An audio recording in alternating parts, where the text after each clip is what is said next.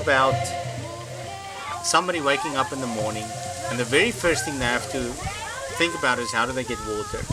It takes them sometimes half a day to get water because they'll do it early mornings and late afternoons. And so, water's absolutely essential. And behind us is the mighty Zambezi, and from right here, it looks fabulous. It looks like you could go water ski. It looks like you could jump off of a raft out there and go swimming, but you can't. You can't. You've got crocodiles in that river, and you've got some pollution in that river, and you've got parasites in that river, and it looks very beautiful, but it's very, very treacherous. And to give people clean and safe water, it's just, it's a basic staple of life.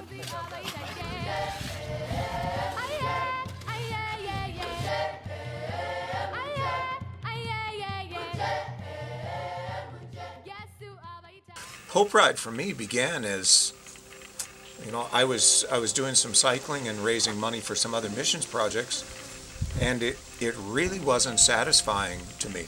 It was on a whim that with Jacques at a meeting, I just turned to him and said, Jacques, what if I brought some riders to South Africa and we were to ride for funding the ministry?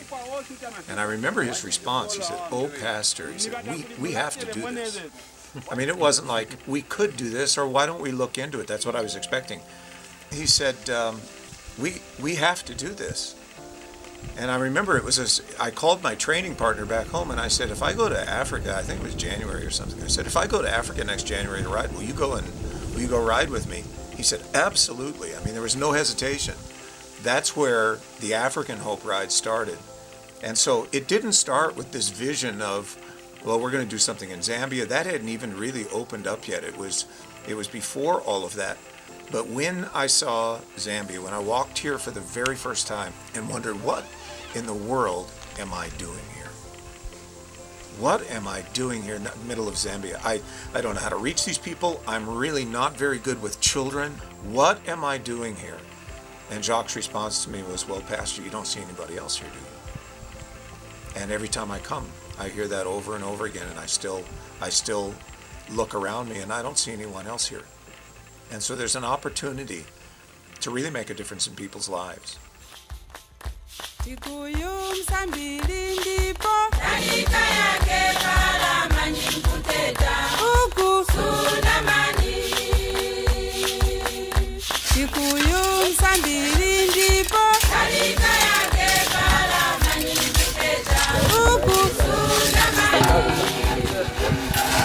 I remember the very first time we lost a child from that children's church.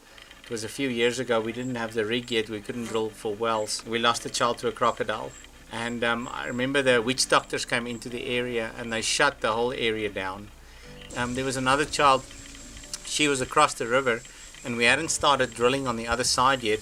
So there was no water in that village. And that child went down. She was going to go to school. She was 13 and she went down to the river and she walked in and started washing herself, making herself wet with water, and then as she climbed out she was putting soap on, and a crocodile came from behind and grabbed this little girl and dragged her into the river, and the parents and everybody tried to find her. They went on canoes. Hippos capsized the canoes because they had babies in the water, and eventually they found the body of the child without the head in one area. But that child every week would row for 45 minutes to cross a river to come to children's church. She's one of many at the time. And I know that if she came to the kids' church, she had an opportunity to receive Jesus. And to know that she's got an eternity with Christ, even in this environment, is the thing that keeps us, I think, moving forward into many of these places. It's a vast land. We've only started scratching the surface here. But we're believing as we're going deeper into the bush that the Lord is going to help us to reach more and more as we continue to do the work. And without Hope Ride, we would not be able to do it.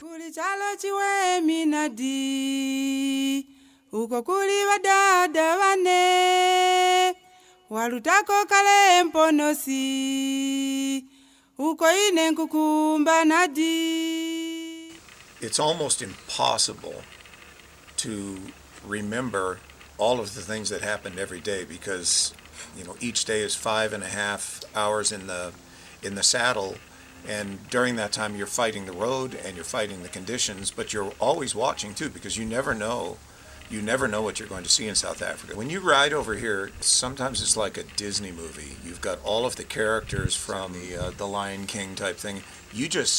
Those animals are everywhere. And the first time I was riding, and I had warthogs racing along beside me and then dashing under fences with their tails standing up in the air, it was a surreal experience. Or baboon, troops of baboons taking to the trees, or crossing the road, or just sitting there daring you to stop and bother them, which we didn't. I don't know if you could ever train enough for this ride. After coming back from injury, I started training really hard in January and got about 4,000 miles in. The roads here they're all paved, but it's hot tar and then chipstone that's thrown down on top, and it has the effect of jarring you. I have my dad's ring on, and from 4 or 5 days riding, the ring going back and forth on my fingers actually bruised my finger, which I could have never imagined that something like that would happen. Your hands go numb, your feet go numb. It just puts a lot more stress on your body, which just adds to the challenge. Causes you to need to concentrate very well. So not only was it physically challenging, but a lot of times it was very mental. You had to stay on your game the whole time to make sure you didn't bump into somebody else. I am the soldier of the Lord in heaven. I am the soldier of the Lord. I am the soldier of the Lord in heaven. I am the soldier of the Lord. Jesus said, you will be in heaven. I am the soldier of the Lord. Jesus said, you will be in heaven. I remember there was one school we went to recently, and we were looking at the school, and the children initially in the mornings would all get up and they'll walk for miles to the river, and they'll get water for the school, and then they'll start in the school, and the school will start late, and they'll finish the school, and at the end of the day they also have to carry water. And when we were able to put a well into that community, it immediately opened this community, and people came from all over, and we shared the gospel of Jesus Christ with them. And we said to them, do you know why we're doing this?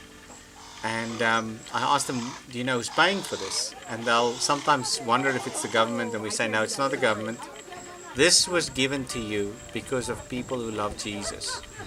And because his people around the world that are his children have given money, we were able to come and put this well into your community.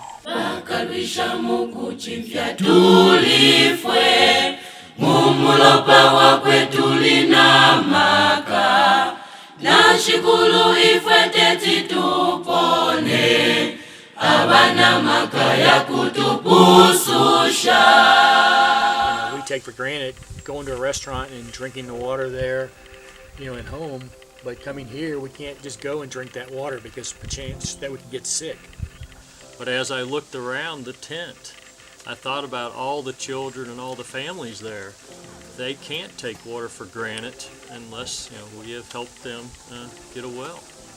It's been a lot of work. It's been a hard ride, but it's all for the children. I mean, every time the mile seemed hard, all I had to do is think about the children and why we're really here. And I come back every year because I know I need it. And the children, just to see them singing and clapping for us just breaks your heart. But I mean, you know that God's involved in all this.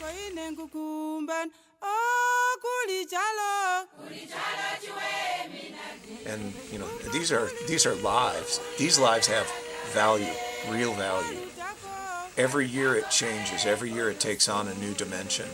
Wells are being drilled in their villages, and if you really want the opportunity to change the world, you just don't find that many chances. This is the chance. For me, this is the chance. I know with Hope Ride, I can change the world for one child, or 10 children, or a village. I can change somebody's world. The door is wide open, and not only can their lives be changed here in the present, but their eternal destiny can be affected.